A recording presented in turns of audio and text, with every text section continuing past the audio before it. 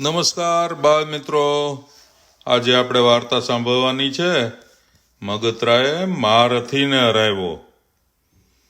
પણ એ પહેલા તમને એક યાદી આપી દઉં કે તમારા પેરેન્ટ્સ એટલે કે વાલીઓને કહેજો કે આ યુટ્યુબ ચેનલ ઉપર ખૂબ વાર્તાઓ આવવાની છે, તો આ ચેનલ સબસ્ક્રાઇબ કરી દે. મગતરાએ મહારથીને હરાવ્યો. એક વખત જંગલના રાજા સિંહને મનમાં આવ્યું કે આખા જગતમાં મારા જેવો બળિયો કોઈ નથી. એક દિવસ એક મચ્છર તેને સામો મળ્યો. મચ્છરને સિંહના અભિમાનની ખબર હતી.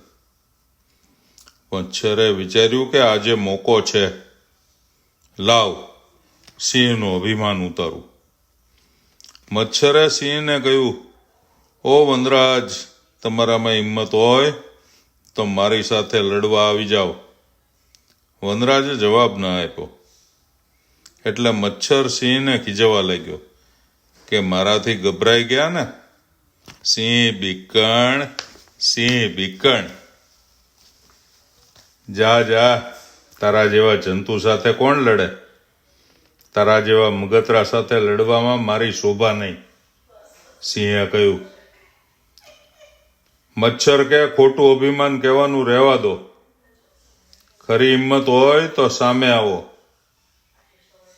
મચ્છરનું મેણું સાંભળીને સિંહ તો ખીજાયો ને ત્રાડ પાડતો મચ્છર સામે ઘસ્યો. મચ્છર ગણગણ કરતો સિંહના નાકની અંદર જઈને બેઠો ને ત્યાં તેને ચટકા ભરવા લાગ્યો. સિંહ ખૂબ ખીજાણો. તેણે પોતાના નાક ઉપર પંજો માર્યો. મચ્છર તો ઉડી ગયો, પણ પંજો પોતાના જ નાક પર લાગ્યો. સિંહ વધુ ખીજાયો. ફરી પાછો મચ્છર નાક પર આવીને બેઠો ને વળી સિંહે પંજો માર્યો. ફરીથી સિંહને જ વાગ્યું. નાક તો લાલ ચોર થઈ ગયું. સિંહ તો ગુસ્સાથી પાગલ થઈ ગયો. તેણે મોટી ત્રાડ પાડી, પંજો પછાડ્યો ને પૂંછડું જોરથી ઉછાળ્યું. પણ પેલો મચ્છર તો હવેથી તેના મોં પર બેઠો ને ચટ્ટ દઈને કરડ્યો.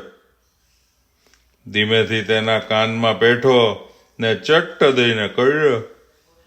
ધીમેથી તેના પૂંછડા પર બેઠો ને ચટ્ટ દઈને કરડીને ઉડી ગયો.